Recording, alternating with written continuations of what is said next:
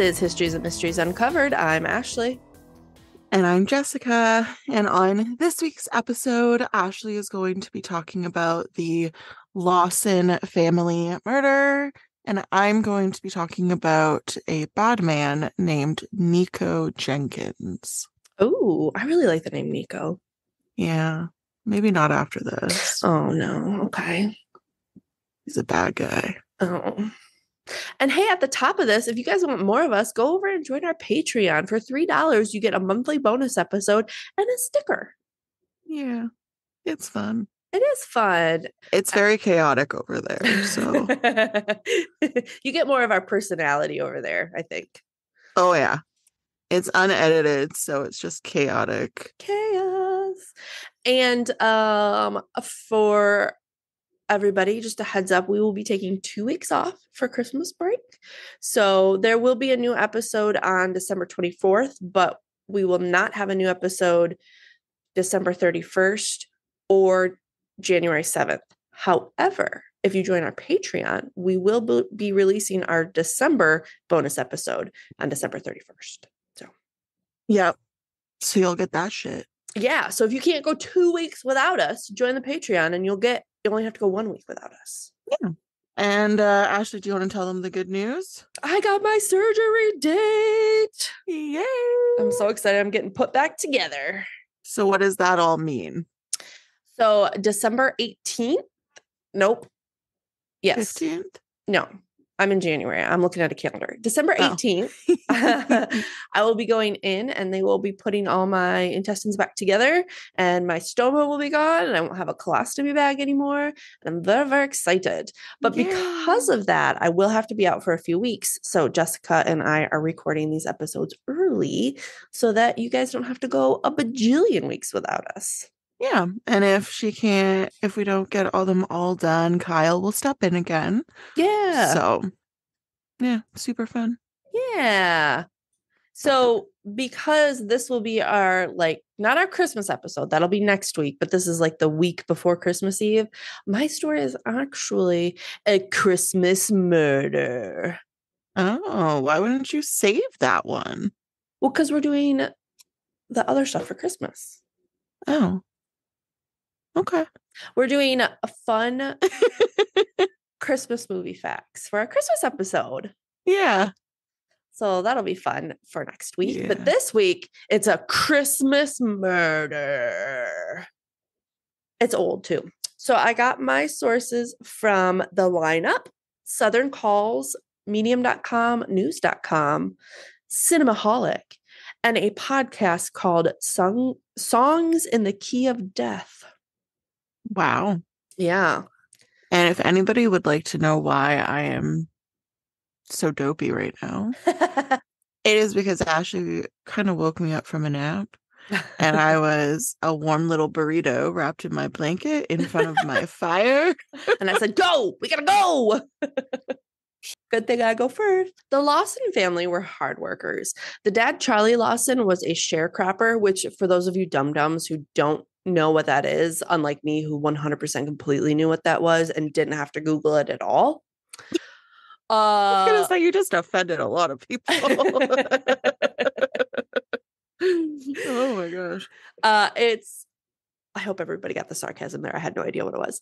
It is someone else's. So it's a farmer that lives on someone else's land, but gives part of their crop to them as rent. Okay.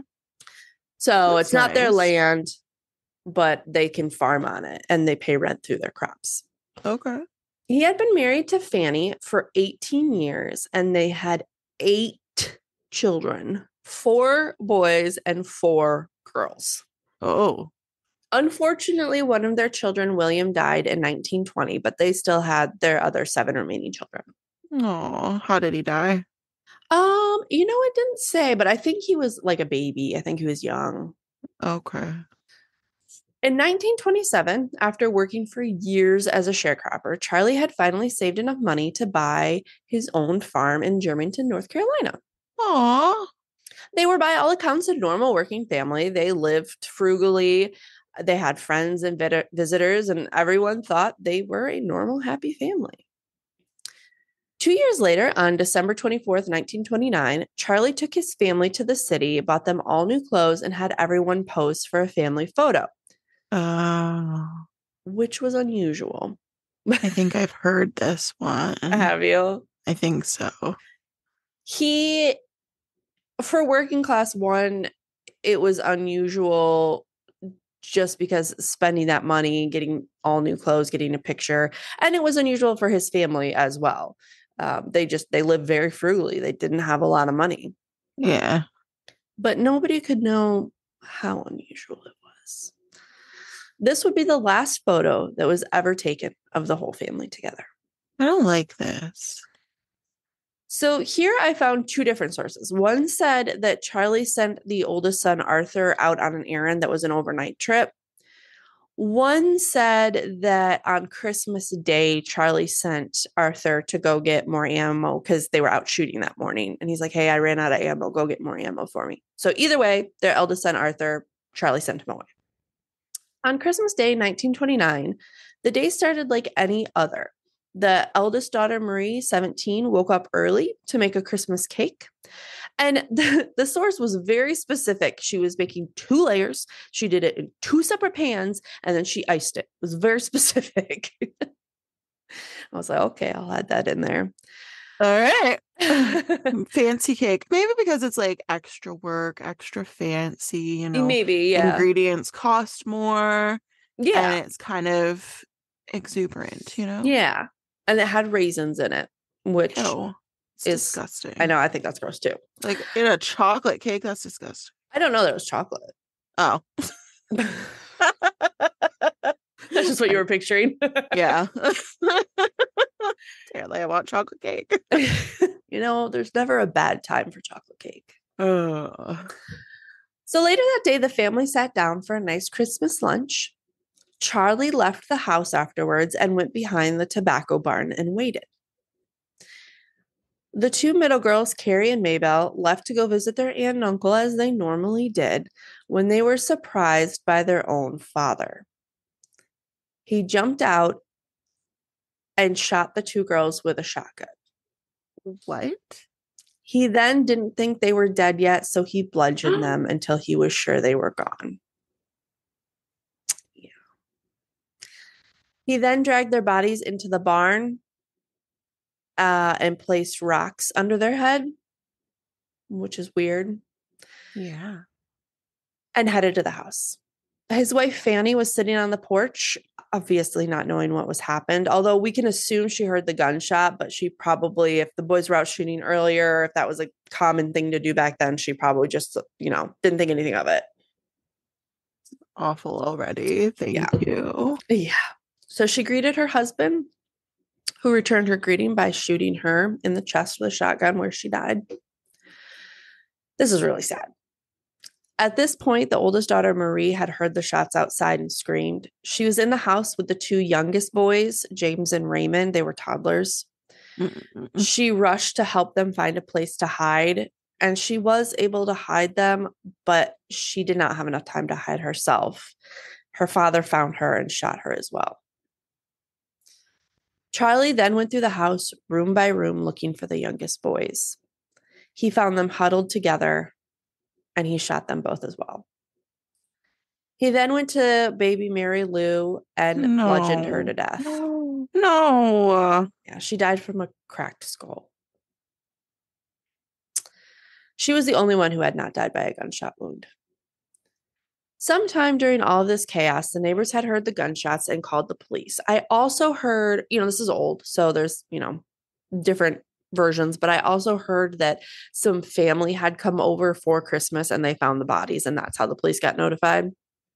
So either way, the police got notified, but by the time they arrived, Charlie was nowhere to be found. Of course not, you fucking coward. Yeah. What they did find would haunt them for the rest of their lives.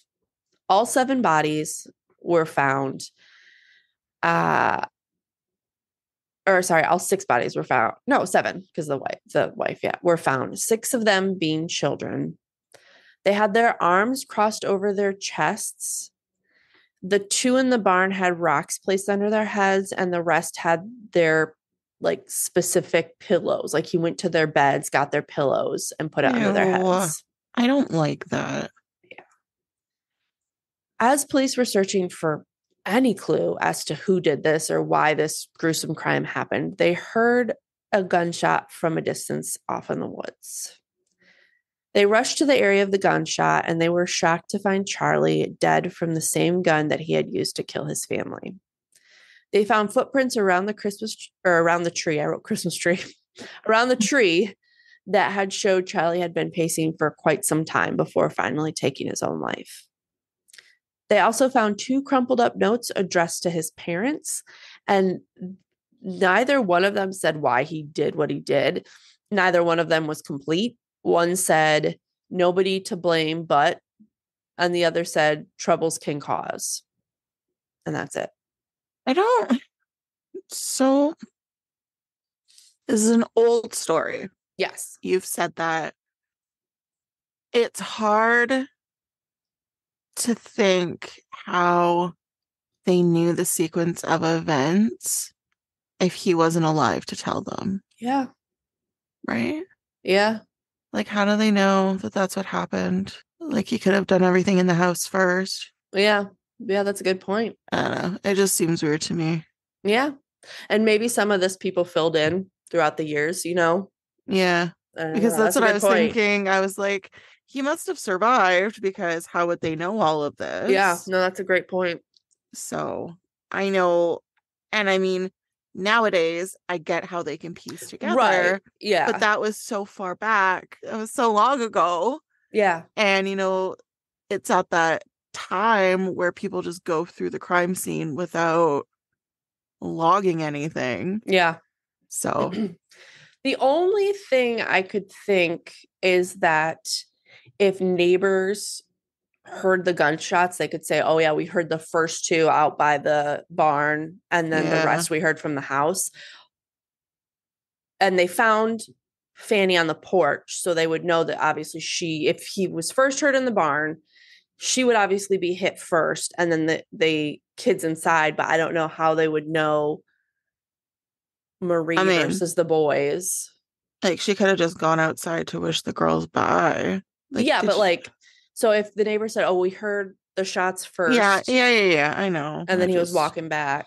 But yeah, I don't know how they would have known Marie helped the boys find a hiding spot. Yeah, or they didn't, or they just found a hiding spot on their own, right. Yeah. Maybe where her body was, like maybe it was in front of where the boys were hiding or something. I don't know. Maybe. After this, all of the family was buried together in one plot, including Charlie. Ew, no. Yeah. Some say when the leaves fall in the fall, they fall on all the graves except for Charlie's. Good. Yeah. Fuck you, Charlie. Back at the farm, their house became a huge tourist attraction. Of course it did. Yeah. And that cake that Marie had made was still sitting on the counter waiting for the celebration that was never to come. The reason why I told you this cake had raisins in it is because when people were coming to tour the murder house, ew, no, they were taking raisins from the cake as souvenirs. Ew. Which is not as bad as some of the souvenirs we've heard, but still disgusting. It's disgusting. So much so that they ended up having to put the cake under a glass case so that you could look but not touch. See, and this is what I'm saying about crime scenes back then. Yeah. Yep. It's ridiculous. But why? Why did this happen? What would cause a man to murder his whole family? And why did he spare his son Arthur by sending him on that errand and keeping him out of the house? So, unfortunately, we'll never know the truth, but there are some theories. One theory that was quickly debunked was that Charlie had a few months earlier had hit his head, and they thought, well, maybe he had a TBI, a brain injury, and made him different and something was wrong. But his autopsy didn't show any damage to his brain. So another theory, and I'm thinking that this may be the most accurate theory, is financial. Charlie's farm wasn't doing super well, and this happened right after Black Tuesday, which is where the stock market took a huge dive and billions of dollars were lost, and it jump-started the Great Depression. So if he already wasn't doing well, and then everybody's, estimating all this doom and gloom and the Great Depression coming, maybe he just, how we've covered those before, where the father thought he was doing a mercy killing because they didn't have money or he didn't want them to know. And, this is back in the 1920s when men were like, oh, I have to earn money or I'm useless, Uh-huh. Yeah. So that's one of the theories, which I think is probably the most plausible. Another theory, which is awful, was that Charlie got his oldest daughter pregnant. It sounds like that Hinterkaifeck story that I did. Yeah. Mm-hmm. It sounds exactly like that. Yep. Because the rumor was that he got his daughter pregnant too. Mm-hmm. And it was on their farm. And yeah. So there's some evidence to no hard evidence, like only hearsay evidence. The reason they think he killed over this was that people were starting to learn about it, and Marie actually had told a friend. So according to a book published in 1990 called White Christmas, Bloody Christmas by Bruce Jones and his daughter Trudy Smith, they said that anonymous sources, as well as friends and family, said that he had raped his daughter and she had become pregnant. And then in another 2006 book called The Meaning of Our Tears by Trudy Smith again, she said that Marie had confided in a friend that her dad got her pregnant. It was also said that Charlie had told Marie that if she told anyone, quote, there would be some killing done.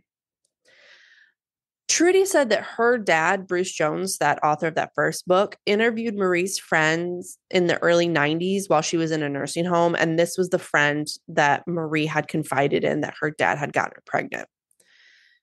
Now, Marie's autopsy didn't list her as being pregnant, but one of the thoughts is maybe the surviving brother asked them to keep it a secret, or maybe the coroner didn't think it was important or appropriate to say. I'm not sure, but that's another one of the theories. Imagine being the only one that survives. And then he didn't. Okay, so, actually, this is the next sentence. Oh, okay. His son did end up getting married and having 2 kids, but died in a car accident at the age of 32, just 15 years after his family was murdered. Oh, no. Yeah. So he didn't really do that well either. That's really sad. Yeah. Yeah. So again, there's a couple theories on why he let his son live. One of the theories was just that he wanted his name to live on, which I don't really think. I think this is the more correct one, is that if you look at that last picture of all of them, his son's bigger than him. Mm-hmm. So his son could have overpowered him and stopped this. Yeah. So they think that's why he sent him away, was so that no one could stop him. I think that's pretty plausible. Yeah, that's what I think is probably what happened. Because his son is quite a bit bigger than him. He's taller, a bit bigger. And I mean, you think about an old farmer with 8 kids compared to a young, spry, kid in his prime. He's going to be able to overpower that dad. Right after the murder, Charlie's brother opened the house as a museum. He charged 25 cents for admission and would sell pamphlets, photos, and pop. The museum was open for 5 years. And although I hate that it was turned into a museum, the profit was used to help his son Arthur keep the farm open, because since he was the only surviving member of the family, he owed the mortgage on the farm. Okay. His son was cute. Yeah. And they say, handsome. So if you look up a picture of the Lawson family murders, that's the picture that continually comes up as that last one that they took together. And it's all of them together. It has, pull it up really quick. I'm going to describe it for our listeners. His oldest son is first, and you can see quite a bit bigger than the dad. Then his oldest daughter, then him, then his wife. His wife is holding the baby. And in the front row are the 4 youngest kids. Their daughter was really pretty too. Yeah. Like the oldest. She's gorgeous. Mm-hmm. So some people say, and I think that this is looking too much into this, but I've heard a lot of people say that they looked at this photo and Marie is staring straight ahead into the camera. Mm-hmm. And the dad is kind of staring off to the side, smirking. And they say that is proof, I guess, that he's like kind of defiant, like he got her pregnant and he knows he's gonna kill them all. And they said that they used this photo to assume that it was premeditated because it was so unusual for them to get all new clothes and take a photo. So they think that he had already planned that he was going to kill them when they went to go do this picture. He doesn't look like he's smirking, though. I see a little bit of like a smile, but I don't see how you could get. I could see it in this where you would get this premeditated. I don't see how they could say that he's like being defiant and that he got his daughter pregnant. Like, well, I don't get that. I agree. Like, it's 100% premeditated because, like you said, it's out of the norm. He spent all this money getting them clothes. It's just weird. Like, why would you do that? Yeah. Why would you take a photo right before you were going to kill them? Yeah. It's very weird. And you can there's a photo of what I would think is a bedroom. There's a bed, the crib, a fireplace, and a dresser, and then there's blood on the floor. So I'm assuming that's where he killed one of the people, and they have that picture you can see as well, which is kind of disturbing. Horrifying. Yeah, it's really disturbing. So I would suggest not, but it is on the internet, unfortunately. Don't look at the picture, guys. Yeah, it's not great. So if you go now to their family grave, their tombstone says, "Not now, but in the coming years, it will be in a better land. We'll read the meaning of our tears, and then sometime we'll understand."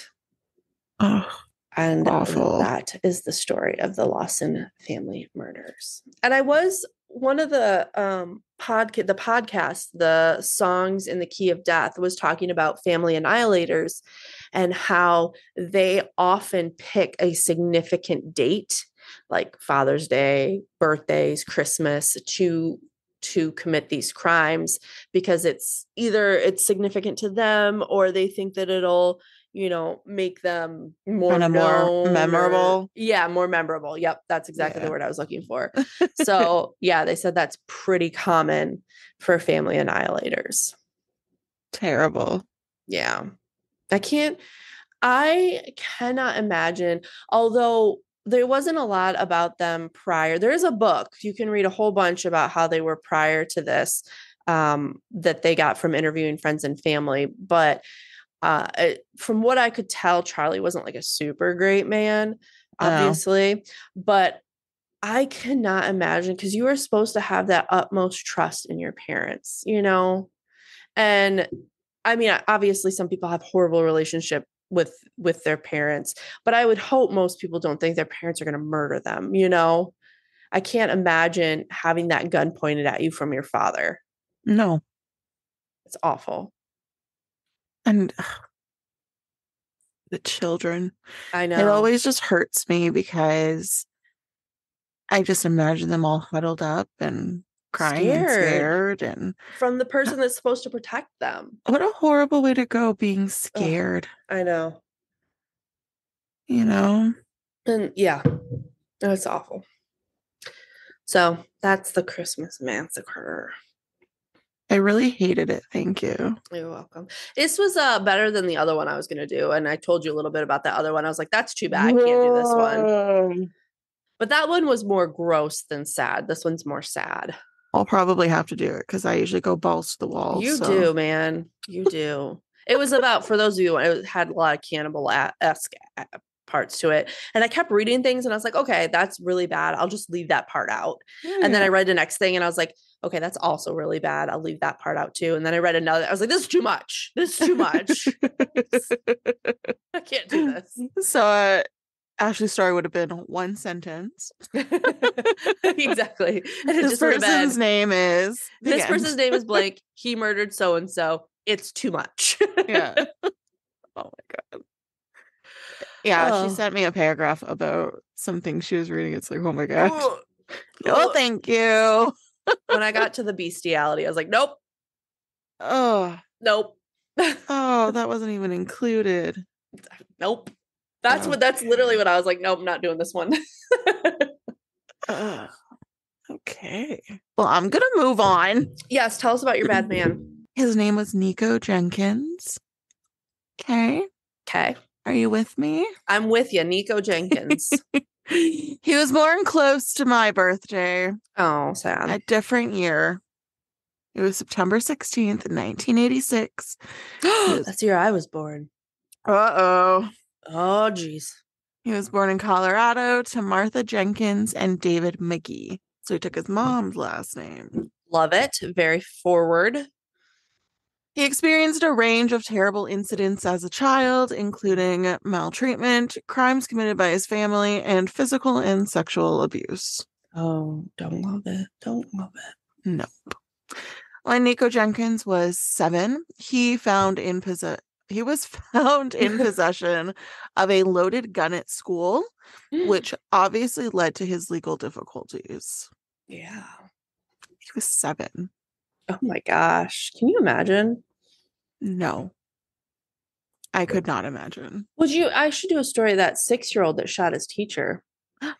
What? Yeah, that happened in the news maybe like a year or 2 ago. Oh my gosh. Yeah. That's Sorry, continue horrible. with your story. Okay.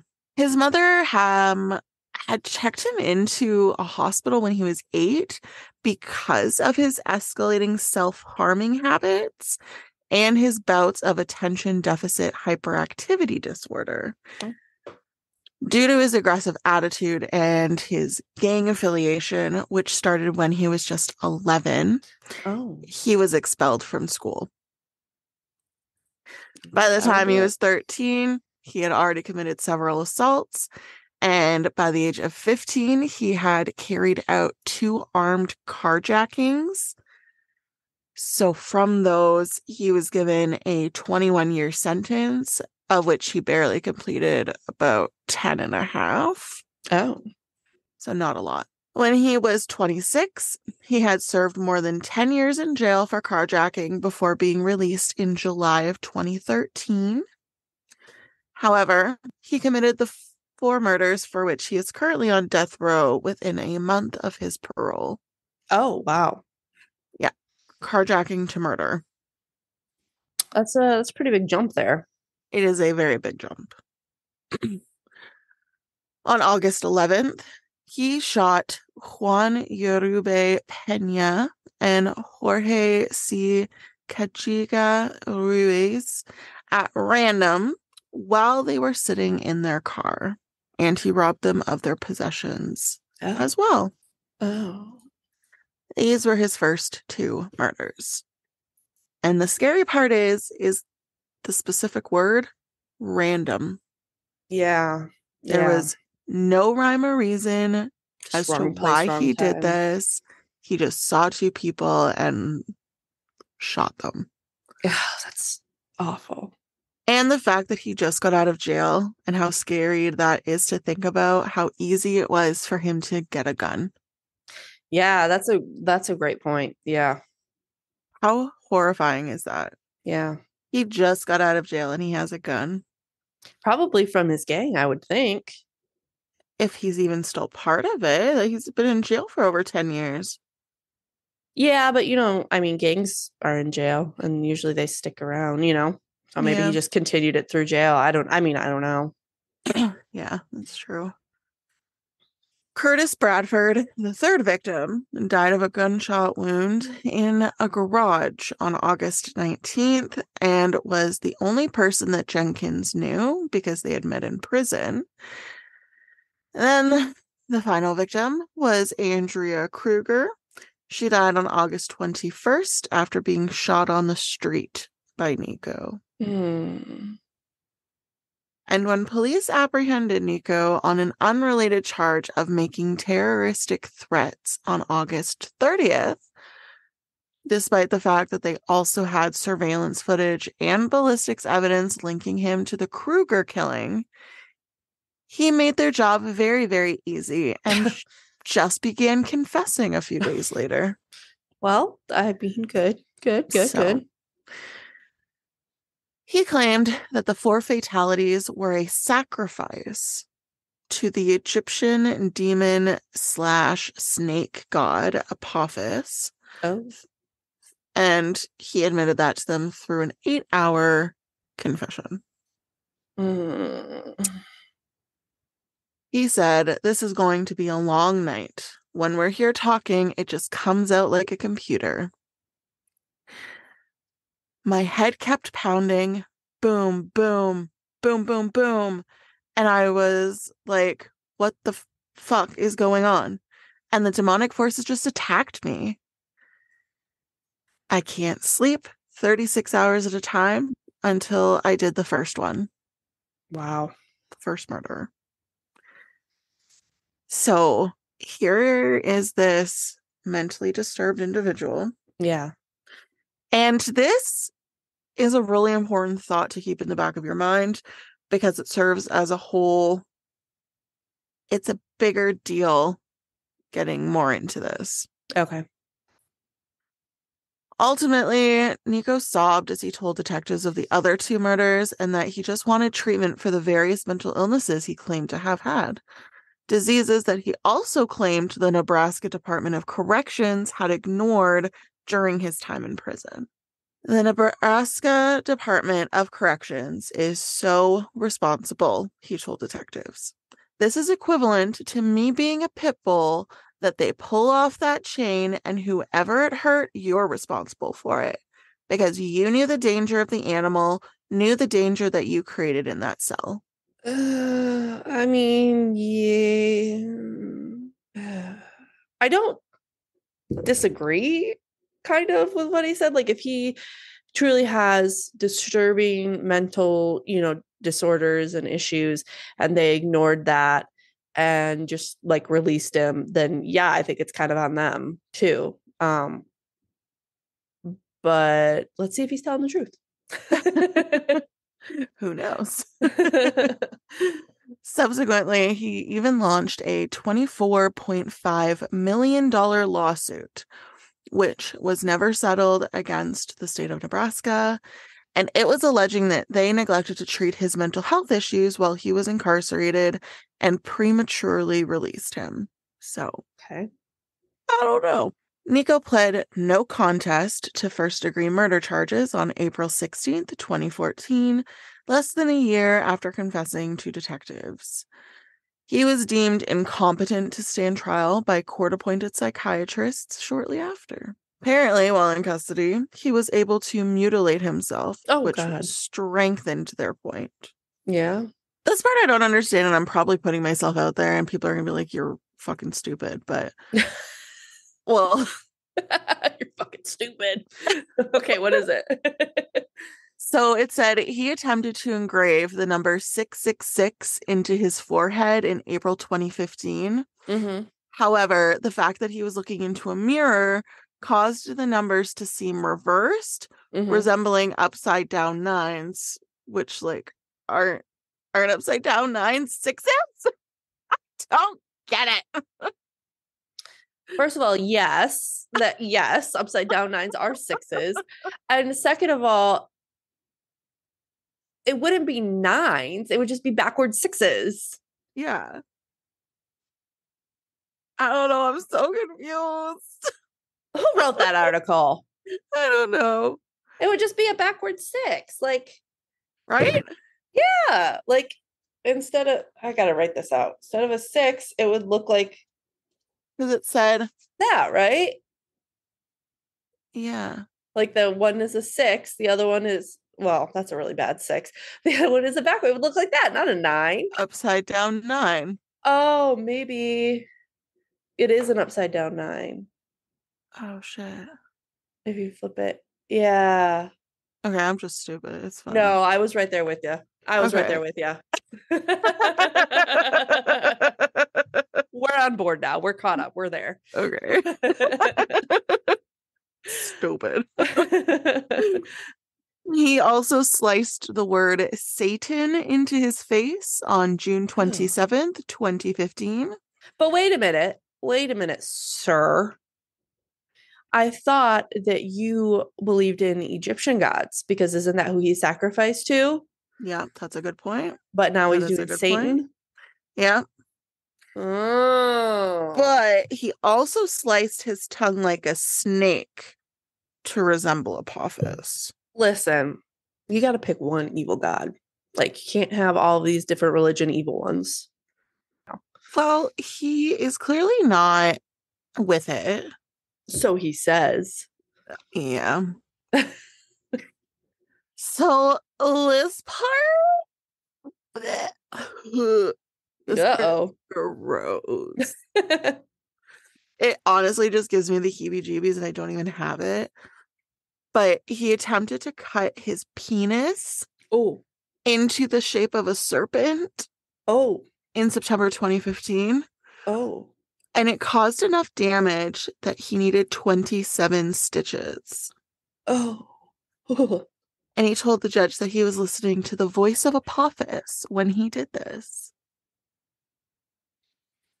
So,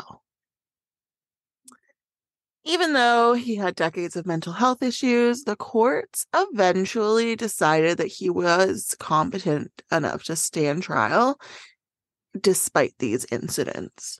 Okay, that seems not true. We'll see. Furthermore, according to his psychological tests, the origin of his mental health issues may be traced back to that loaded pistol event that occurred when he was 7 years old and claimed to have heard from Apophis telling him to bring that gun to school. So it's traceable all the way back there. So he was into Apophis all the way back when he was 7. Yeah. Wow. Okay. Regarding whether Nico genuinely has diagnosable mental illnesses, doctors disagree. Oh, okay. A psychiatrist working in one of the prisons claimed in 2009 that Nico had schizophrenia,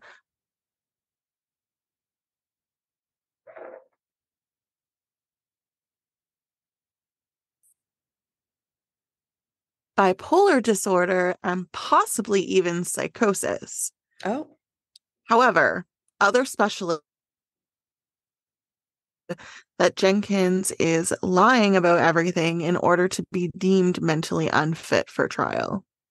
That's kind of what I was thinking at first, but I mean, it does go back to when he was so young. Or so he says. Oh, there's no like, that's just from what he says. It's not like they found medical records or whatever. I think so. Oh, okay. Okay. Yeah. According to his wife, Shalonda, he's not faking anything. And to me, it's weird. How does he have a wife? That's what I was just wondering. I was like, what, a wife? Unless he had a prison wife, or it was one of those like right to the prisoners thing. Yeah. A lot of people get married while they're in jail. Yeah. Right? Yeah. So apparently she said he's not faking it. She said he's not pretending to be crazy. He's real life crazy. Nico specifically told me that Apophis gives him orders. It was this voice that came and was just like, if you do what I tell you to do, if you follow my demands, then I'll make sure you're safe and make sure you're okay. Okay. Shalonda, who has also experienced her own legal troubles, added that her husband had requested mental health assistance while incarcerated, but it was believed that he never received it, which I believe. Yeah, I do too. She remarked, I told them not to let him out. He isn't prepared to come out into the world. So, in 2014, Nico went on trial after having mental health problems for years. He represented himself during the trial, which was conducted as a bench trial in front of 3 judges rather than a jury at his request. Okay. He also displayed strange behavior, such as speaking in tongues and laughing when his crimes were being told. I don't like any of that. No. Despite being found guilty in April, the death penalty wasn't imposed on him until 3 years later. Authorities postponed his punishment while they assessed his psychiatric condition and made sure he could comprehend the proceedings. Okay. Which, good on them, Yeah. I guess. Yeah. Yeah.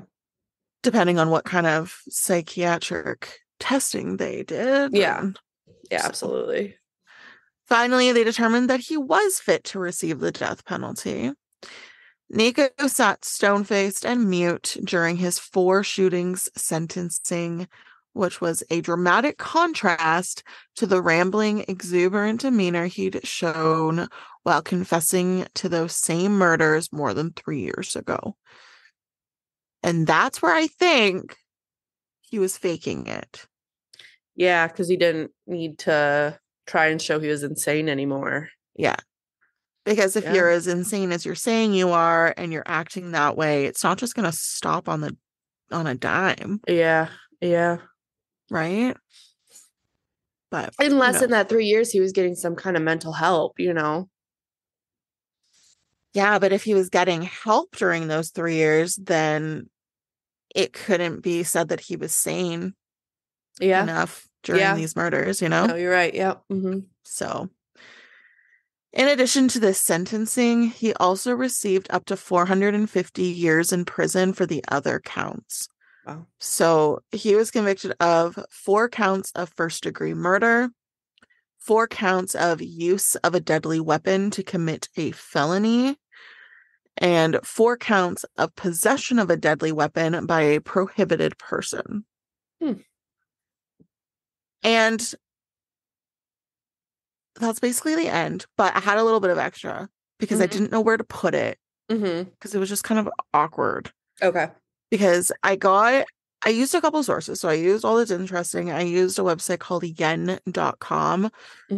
And the timelines were just kind of weird. They didn't talk a lot about his like earlier childhood or anything because I was trying to find like a little bit more, but I couldn't. So I kind of just put this here to try and paint like a little bit of a better picture of his life. And then we can kind of talk a little bit more after. But before his father died in 2009, he also had a criminal record and had been convicted of various charges, including terroristic threats. Oh. Which, if you remember, is what the police caught Nico doing, was the terroristic threats as well. Yeah. In 2013, his mother was charged with felony ammunition possession. Oh, wow. And his sister Erica was involved in the murder of Curtis Bradford, which was his third killing, I believe, and 3 other killings in Omaha in 2013. And as a result of the murders, she is also serving a life sentence. And in addition, she is serving a life sentence for robbery related to the murder. Oh, wow. So just... the whole family's messed up. A whole family has things going for them. So it's just... I don't know what to believe. Yeah, that's a hard one. It is a hard one. Because on one hand, I do believe that he was faking it. Yeah. Because like I previously mentioned, he was stone cold during his sentencing, but he was rambling and babbling all throughout the rest of it. Yeah, yeah. But at the same time, I don't know, because he like cut his penis. Yeah, I mean that's a really far way to take it if you're So yeah. I don't know, man. I don't know. Yeah, that's a tough one. It's hard when the rest of your family is in jail for felonies. Yeah. And your own sister murdered other people. So it's just I'm hoping that the courts did their due diligence over those 3 years. Yeah, I hope that they really did Yeah. And I feel like they would have if they made it take that long. Yeah. Yeah. You know? So Yeah, dang, that's a crazy one. yeah. Yeah. Yeah. Yeah. Yep. Well, I have a joke for you. Really? Just one. Oh, okay. I have some too. Okay. Knock, knock. Go away. No.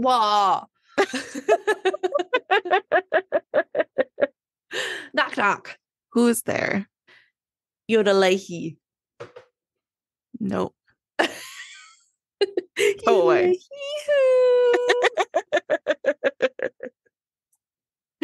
I knew that one. Okay. You ready? Yeah. 2 peanuts were walking down the street. One was assaulted. That's funny. I like that. This one's funny. I needed a password 8 characters long. So I picked Snow White and the 7 Dwarfs. Ba-da-bum. How are you feeling after that sushi?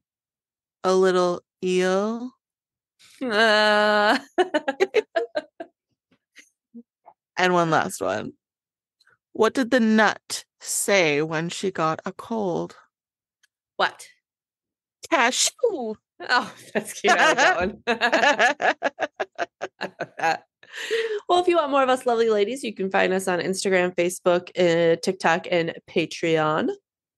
And if you would like to rate and review us, you can do so on Apple Podcast and Spotify. Yay, thanks for tuning in, and we look forward to bringing you 2 new stories next time. Bye.